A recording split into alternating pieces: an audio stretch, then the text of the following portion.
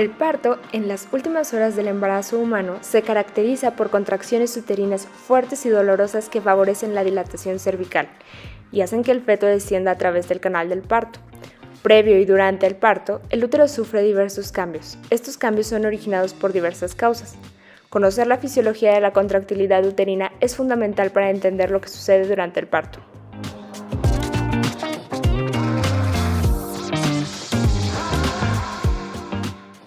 El útero posee un mecanismo nervioso semejante al sistema del corazón y por lo tanto es de naturaleza sincital, es decir, la contracción de una célula muscular acelera la contracción de la célula vecina y así en forma sucesiva hasta que la onda contráctil se propaga. Los elementos básicos del sistema contráctil del miometrio son la actina, la miosina, el trifosfato de adenosina, la trifosfatasa de adenosinasa y el calcio. El mecanismo es que, durante la contracción, los filamentos proteínicos que contienen actina se deslizan con los de miosina y se produce actomiosina, la cual entonces es la proteína contráctil. El trifosfato de adenosina, por su parte, aporta la energía necesaria para la contracción. Y la trifosfatasa de adenosinasa es la enzima que fracciona el trifosfato de adenosina para que libere dicha energía. Por último, el acontecimiento de la contracción es dependiente del calcio. La capa miometrial del útero está compuesta de haces de fibras musculares lisas rodeadas por tejido conjuntivo, por tanto es muy fácil la adaptación a los cambios ambientales. Los estímulos variados como el estiramiento mecánico, la inflamación y las señales endocrinas y paracrinas logran modular la transición de las células del músculo liso entre fenotipos que proporcionan el crecimiento celular, proliferación, secreción y contractibilidad.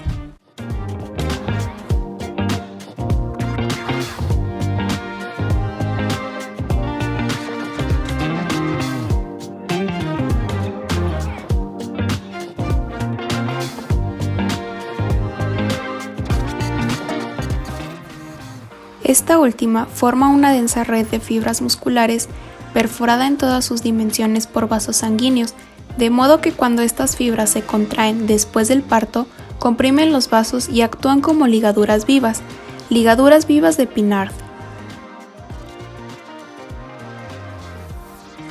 En primer lugar, el grado de acortamiento de las células musculares lisas con contracciones logra ser un orden de magnitud mayor que el logrado de las células musculares estriadas. En segundo lugar, las fuerzas se pueden ejercer en las células del músculo liso en múltiples direcciones. En tercer lugar, en el miometrio, los filamentos gruesos y delgados se encuentran en haces largos y aleatorios en todas las células. Esta disposición plexiforme ayuda a una mayor capacidad de acortamiento y generación de fuerza. Por último, una mayor generación de fuerza multidireccional en el fondo uterino en comparación con la del segmento uterino inferior permite versatilidad en la direccionalidad de fuerza expulsiva. Alineando las gruesas paredes uterinas musculares, el endometrio es transformado por las hormonas del embarazo y luego se denomina decidua.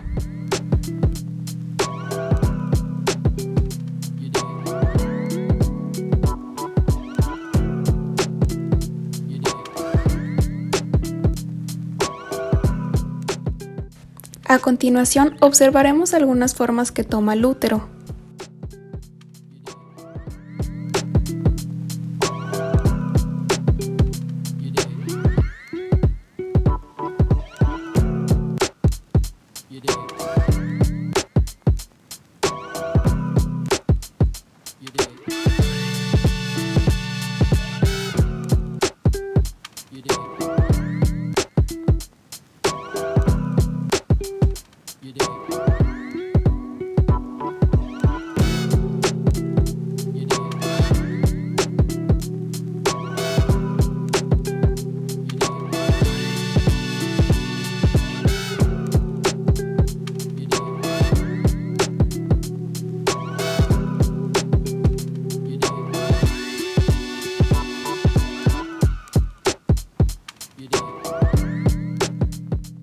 Por otra parte, durante el embarazo, el cuello uterino tiene múltiples funciones que incluyen mantenimiento de la función de barrera para proteger el tracto reproductivo de infección, mantenimiento de la competencia cervical a pesar de mayores fuerzas gravitacionales a medida que el feto crece, y orquestación de los cambios de la matriz extracelular que permiten una coherencia progresivamente mayor del tejido.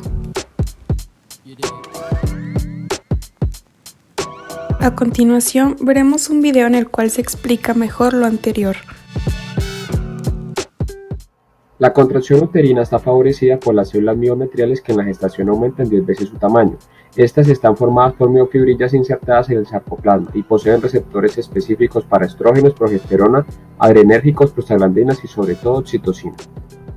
El sistema contráctil del miometrio se basa en la liberación de energía producida por la reacción de ATP, aptomiosina y iones.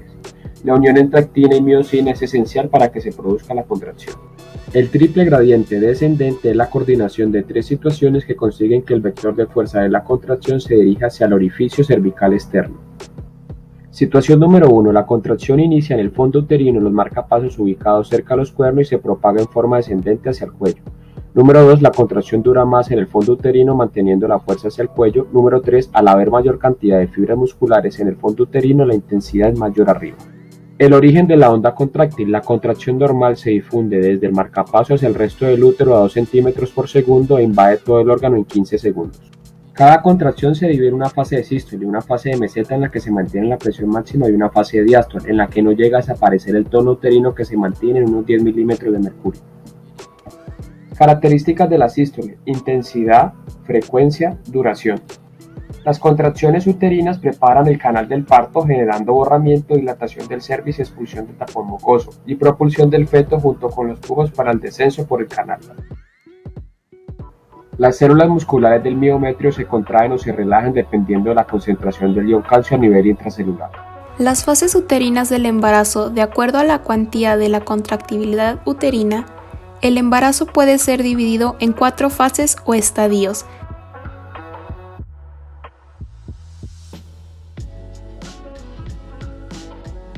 Primera fase, quiescencia miometrial.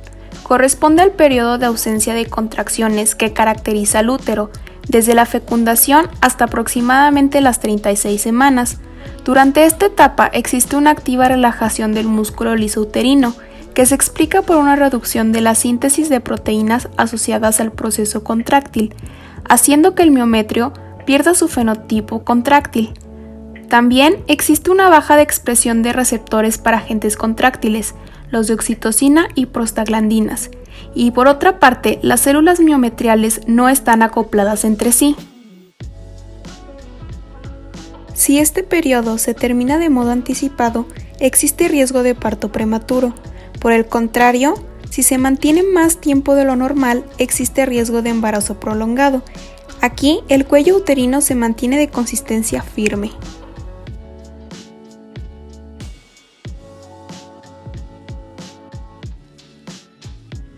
Segunda fase, activación. Corresponde al periodo de recuperación de la capacidad contráctil del útero y se manifiesta entre las 36 y 38 semanas en un embarazo normal. Se caracteriza por un aumento en la expresión de proteínas asociadas al proceso contráctil, por aumento de las uniones intercelulares de hendidura para propagar las contracciones uterinas y un aumento en el número de receptores de oxitocina y prostaglandinas. Durante la activación, el miometrio presenta contracciones irregulares, pero está preparado para responder. La activación miometrial es un paso indispensable para permitir el inicio del trabajo de parto. En el periodo de activación, el cuello uterino sufre transformaciones bioquímicas inducidas por hormonas. Estas modificaciones consisten en degradación del colágeno y aumento del contenido de agua del estroma cervical. Clínicamente, el cuello pierde su rigidez. Lo vemos como ablandamiento.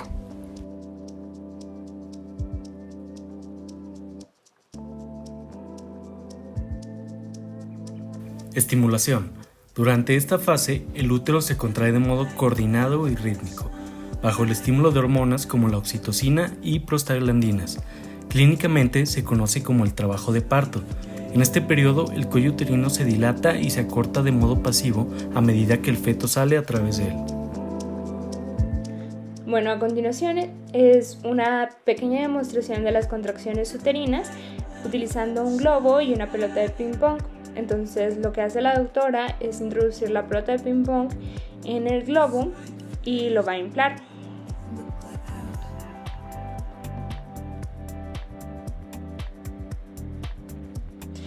Lo que representa el globo es el útero y la pelota, la cabeza del bebé, y la parte sobrante del globo es el cérvix, que en el embarazo permanece cerrado. Al final del embarazo se dilata unos 10 centímetros para que pueda salir el bebé. Y bueno, muchas mujeres al final de su embarazo experimentarán contracciones de Braxton Hicks y son como contracciones de práctica, así que solo tienden a sentirse como estiramientos o acalambramientos, pero no le hacen nada al cérvix. Así que se puede ver que al cuello del globo no le pasa nada. Pueden ser algo incómodas, pero no son dolorosas. Y algunas veces se sienten como estiramientos y es básicamente el útero practicando antes de que se tenga el bebé. Bueno, y cuando ya se va a entrar en labor de parto, las contracciones ocurren en la parte superior del útero y esas contracciones que son dolorosas son las que empujan para abajo la cabeza del bebé, hacia la parte superior del cérvix.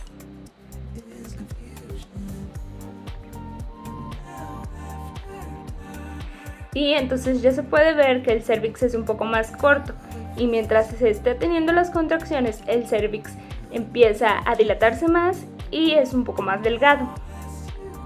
Estas contracciones continuarán y la cabeza empujará la parte inferior del útero hacia el cérvix y se va a continuar haciéndose corto. Y así va a seguir sucediendo este proceso y para todas las mujeres es de duración diferente, dependiendo si es su primer o segundo embarazo. Y bueno, las contracciones son incómodas y este proceso puede tomar algún tiempo, así que se puede ver que otra vez el cérvix se acortó y bueno, lo sigue apretando, simulando las contracciones, hasta que finalmente la cabeza sale. Y bueno, eso es esencialmente una pequeña demostración de la mecánica del labor de parto.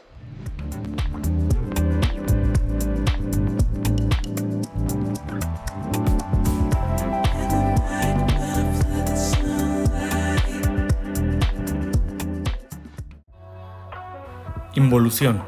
Es la fase de recuperación de la fisiología uterina. Este proceso se completa dentro de 6 semanas posparto.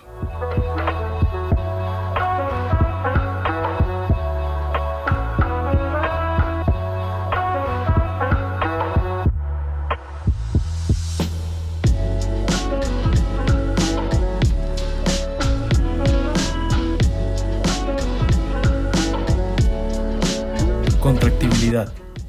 El útero está dividido en 2 segmentos, cuerpo y cuello. Estas 2 porciones son diferentes desde cualquier punto de vista embrionario, anatómico y funcional. Uno superior, más grueso y contráctil, llamado segmento uterino superior, y otro, inferior, que se adelgaza y que no es contráctil, denominado segmento uterino inferior.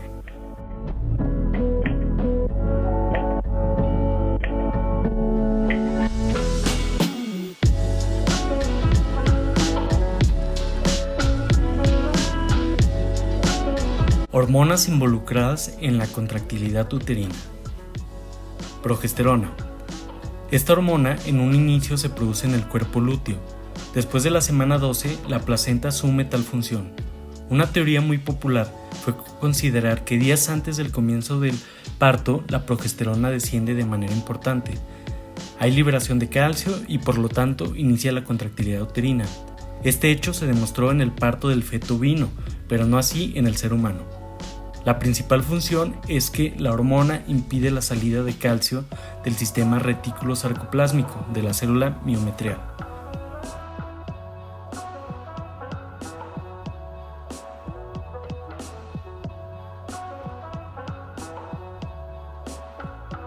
Estrógenos. Incrementan la excitabilidad y la habilidad contráctil de las células del miometrio. Esto se debe a que estimulan la síntesis de proteínas contráctiles del miometrio. Por otro lado, aumentan la activación de los canales de calcio. Provocan la inducción de receptores de prostaglandinas, así como la liberación de prostaglandinas F2-alfa. Además, favorecen la formación de receptores miometriales a la oxitocina.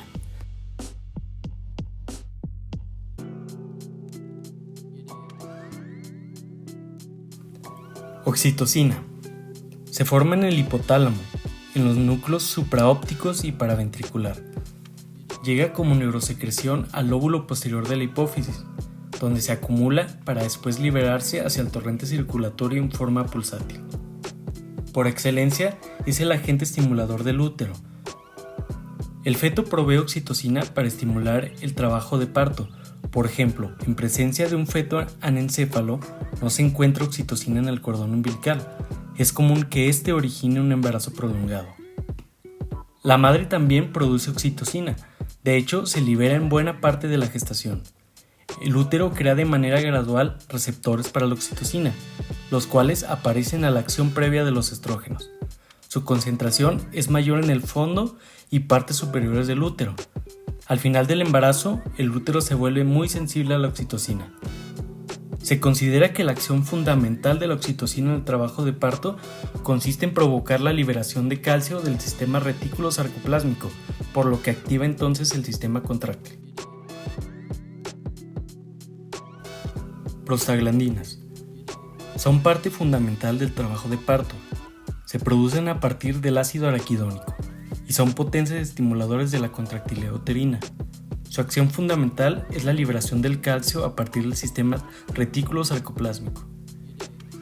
La oxitocina y las prostaglandinas son las principales en dirigir la intensidad y el ritmo de la contractilidad uterina. Relaxina. Es producida durante el embarazo por el cuerpo lúteo y su función es provocar un efecto relajante en el útero. Al final de la gestación está muy relacionada con el reblandecimiento cervical para favorecer su maduración. El mecanismo parece ser la formación de colagenasas que disminuyen la rigidez del cuello uterino.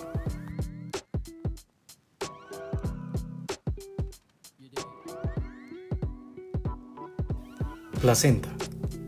Produce factor liberador de corticotropina placentaria, que está relacionada con el incremento del cortisol, el cual está relacionado con la iniciación de la contractilidad uterina.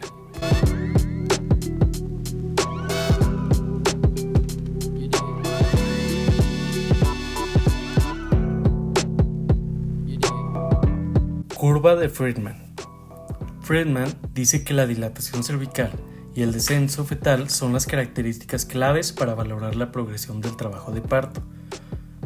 Menciona dos fases de dilatación cervical, la latente y la activa. En la fase latente, la dilatación cervical alcanza de 3 a 4 centímetros y dura de 6 a 8 horas. La fase activa, que es el tiempo durante el cual se alcanzan los 10 centímetros y que tiene una duración de 2 a 4 horas, el autor la divide en 3: de aceleración, de máxima pendiente y fase de desaceleración. Considera que la fase de máxima pendiente, cerca de los 5 a los 9 centímetros, constituye una medición adecuada de la contractilidad uterina, mientras que la fase de desaceleración, de los 9 a los 10 centímetros, refleja las relaciones fetopélvicas. A continuación, veremos un video en el cual se explica mejor lo anterior.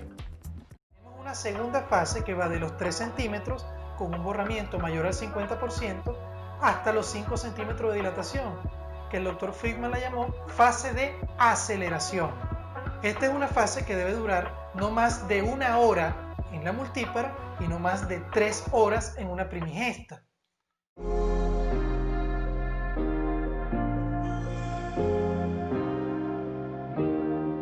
Keep thinking that I could have done something, but now I'm left with an empty heart. No making amends, no waking up beside you and holding you till we forget it all. How could I know there was no second chances? Like dominoes, my life got really scattered. You couldn't keep the door door shut, and